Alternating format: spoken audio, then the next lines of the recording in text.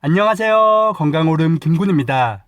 소변이 너무 자주 마려운 과민성 방광은 성인 10명 중 2명이 겪고 있습니다. 과민성 방광은 방광 근육이나 배뇨신경 등의 문제가 생겨 하루 8번 이상 소변을 자주 보거나 참기 어려울 정도의 절박성을 보이는데요. 이런 증상은 시간과 장소를 가리지 않아 삶의 질이 크게 떨어질 수 있습니다. 오늘은 과민성 방광 완화에 큰 도움을 주는 몇 가지 생활 습관에 대해 알아보겠습니다. 오늘도 건강하게 화이팅! 첫 번째는 정상 체중 유지입니다. 체중이 많이 나갈 경우 과민성 방광 증상을 더 잘 느낄 수 있습니다.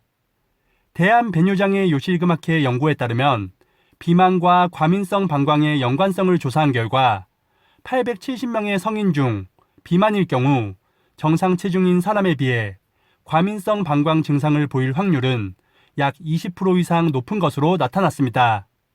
이는 체중이 방광에 압력을 주어 방광에 소변이 충분히 차지 않아도 요의가 생길 수 있기 때문입니다. 비만은 각종 질환의 주 원인 중 하나이니 식습관과 운동을 통해 정상 체중을 유지하는 것이 중요하겠습니다. 두 번째는 카페인 제한입니다. 평소 커피나 녹차 등 카페인의 섭취가 많은 사람일수록 소변이 더 자주 마려울 수 있습니다. 카페인 성분이 방광을 자극하는 것은 물론 이뇨작용을 촉진하여 소변의 횟수를 늘리기 때문인데요. 또한 카페인은 방광염을 유발하는 박테리아 등의 세균이 방광 점막에 달라붙는 것을 도와 방광을 더 예민하게 만들 수 있습니다. 이런 작용은 빈뇨나 절박뇨, 야간뇨, 잔뇨감 등 방광 관련 증상을 더욱 악화시키게 되니 카페인의 섭취는 제한하는 것이 좋겠습니다. 세 번째는 물 섭취량 조절입니다. 물은 너무 많이 마셔도 문제가 되고 너무 적게 마셔도 문제가 될 수 있습니다. 소변이 자주 마려운 것이 과도한 물 섭취 때문이라 생각하고 물을 적게 마시는 사람들도 많은데요. 하지만 물을 적게 마신다고 방광이 편하고 소변의 횟수가 줄어드는 것은 아닙니다. 물을 적게 마시면 생성되는 소변의 양은 조금 줄어들 수 있으나 소변이 방광 내에서 농축되어 방광을 더욱 자극할 수 있습니다. 이럴 경우 오히려 절박뇨 증상이 악화될 수 있으니 하루 1에서 2리터 정도의 충분한 물 섭취를 하는 것이 좋겠습니다. 네 번째는 소변 참기 훈련입니다.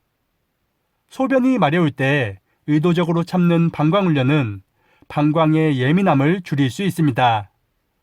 평소 소변 보는 시간을 체크한 후 그 간격을 15분에서 30분씩 점점 늘리는 것인데요. 하루에 소변 보는 횟수를 7번 이내로 줄이는 것을 목표로 하고 조금씩 천천히 진행하는 것이 좋습니다. 이 훈련을 2, 3개월 정도 꾸준히 할 경우 불필요한 배뇨 습관을 고칠 수 있으며 방광이 적응하게 되면 절박성 또한 서서히 감소될 것입니다. 다섯 번째는 골반 근육 운동입니다. 골반 근육을 강화하면 방광 근육의 조절력이 높아져 소변을 참는 힘을 기를 수 있습니다. 운동의 종류로는 여러 가지가 있지만 가장 쉬운 운동은 바로 누워서 엉덩이를 드는 것인데요. 먼저 똑바로 바닥에 누워서 무릎을 구부린 상태에서 숨을 들이마시며 엉덩이를 서서히 들어줍니다. 엉덩이를 든 상태에서 골반 근육의 수축을 느끼며 5초 정도 유지합니다. 그 다음 어깨와 등, 엉덩이 순서로 바닥에 천천히 내리면서 힘을 빼주면 1회가 완성됩니다.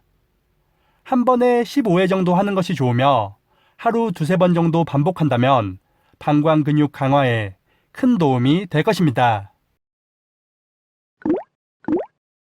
오늘은 과민성 방광 완화에 도움을 주는 5가지 습관에 대해 알아봤습니다.